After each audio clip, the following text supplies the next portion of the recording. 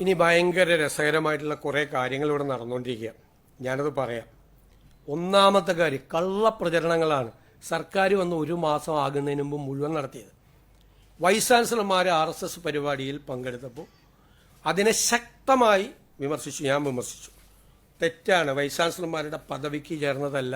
സംഘപരിവാറിൻ്റെ ഒരു പ്രധാനപ്പെട്ട സംഘടനയുടെ പരിപാടിയിൽ പോയി പങ്കെടുത്ത് ഞാൻ വിമർശിച്ചു. വിമർശനം മാത്രം പോരാ എന്ന് പറഞ്ഞ് പ്രതിപക്ഷ നേതാവ് പത്രസമ്മേളനം നടത്തി. ആ പ്രതിപക്ഷ നേതാവ് മുഖ്യമന്ത്രിയായിരുന്ന സമയത്ത് കേരളത്തിലെ 4 വൈസ് ചാൻസലർമാർ RSS പരിപാടിയിൽ പങ്കെടുത്തു. അത് തെറ്റാണെന്ന് പോലും അദ്ദേഹം മുഖ്യമന്ത്രിയായിരുന്നപ്പോൾ പറഞ്ഞിട്ടില്ല. തെറ്റാണെന്ന് പറഞ്ഞിട്ടില്ല. നിങ്ങളൊന്ന് ആലോചിച്ച് നോക്കിയേ.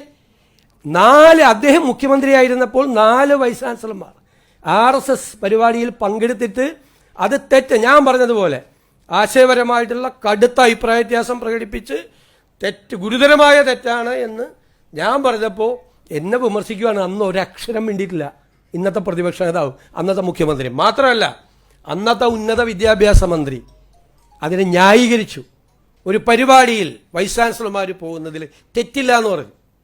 അതിലൊരു വൈസ് ചാൻസലർ CPM അനുഭാവിയായിട്ടുള്ള ഒരാളായിരുന്നു. CPM സംഘടനയുടെ നേതാവായിരുന്ന ഒരാൾ ആ വൈസ് ചാൻസലർമാരുടെ കൂട്ടത്തിലുണ്ടായിരുന്നു RSS പരിപാടിയിൽ പങ്കെടുത്തത്. അതിനെ വിമർശിച്ചില്ല എന്നും മാത്രമല്ല, അതിനെ ന്യായീകരിക്കുക, ഒരു തെറ്റുമില്ല എന്ന് ഉന്നത വിദ്യാഭ്യാസ മന്ത്രി പറഞ്ഞു.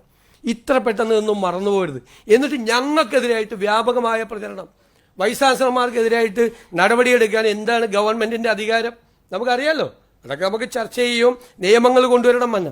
എന്തെല്ലാം കള്ളപ്രചരണം നടക്കുന്നത്. ഇതൊരു കള്ളപ്രചരണം.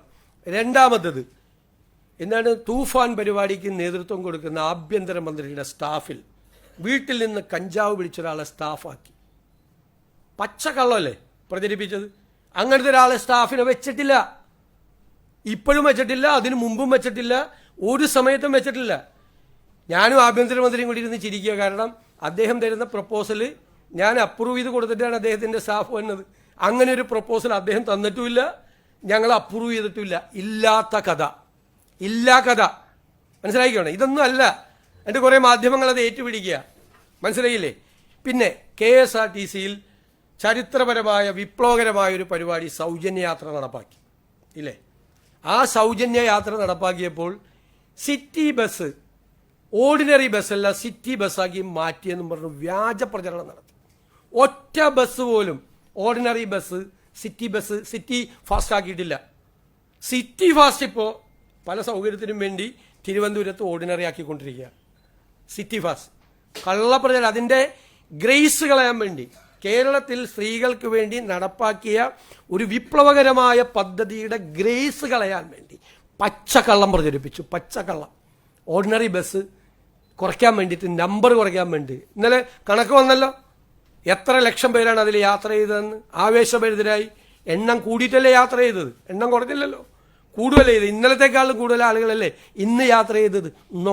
നുണ പ്രചരിപ്പിക്കുകയാണ്.